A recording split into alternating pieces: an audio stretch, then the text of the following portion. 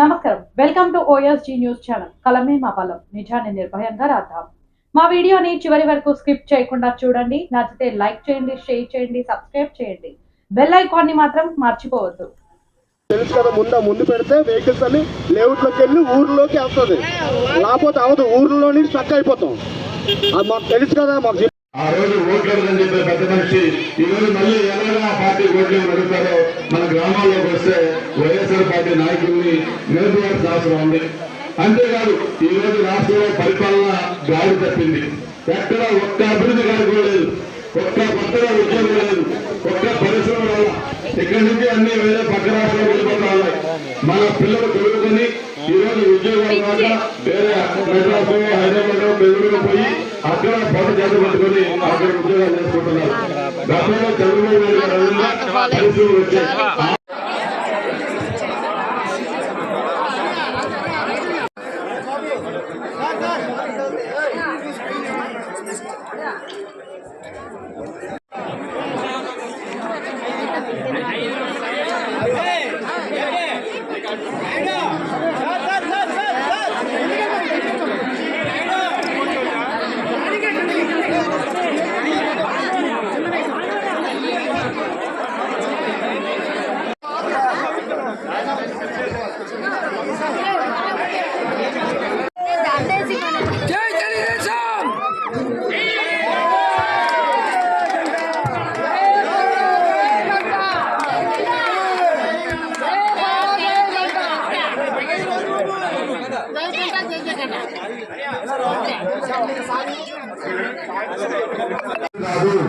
ఎందుకంటే ఇంకా మెరుగ్గా, ఎందుకంటే ఇంకా ఎక్కువ మందికి ఆ సంక్షేమ కార్యక్రమం ఇచ్చేదానికి అన్ని చర్యలు తీసుకుంటా ఉన్నాం.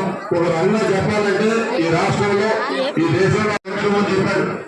అమ్మఒడి చెప్పినప్పుడు ఎంతమంది పిల్లలు ఉంటే అన్ని 15,000 రూపాయలు ఇస్తామని చెప్పారు. ఎలక్షన్ లో గెలిచిన తర్వాత అది మాట. అందుకే రేపు తెలుగుదేశం, జనసేన, బీజేపీ 3 పార్టీలు కలిపి ఉమ్మడి మేనిఫెస్టోలో అమ్మఒడి ప్రోగ్రామ్ ని మేము ఒకటే చెప్తా ఉన్నాం. ఏదైతే అమ్మఒడి ప్రోగ్రామ్ ఉందో దాన్ని గాడి తప్పింది. ఎక్కడ ఒక్క అభివృద్ధి కార్యక్రమం లేదు, ఒక్క కొత్తగా ఉద్యోగం లేదు, ఒక్క పరిశ్రమ రాలా. ఇక్కడి నుంచి అన్ని వేరే పక్క రాష్ట్రాలకు వెళ్ళిపోతా ఉన్నాయి. మధ్య మాత్రం అభివృద్ధి. కానీ అదే విధంగా రేట్లు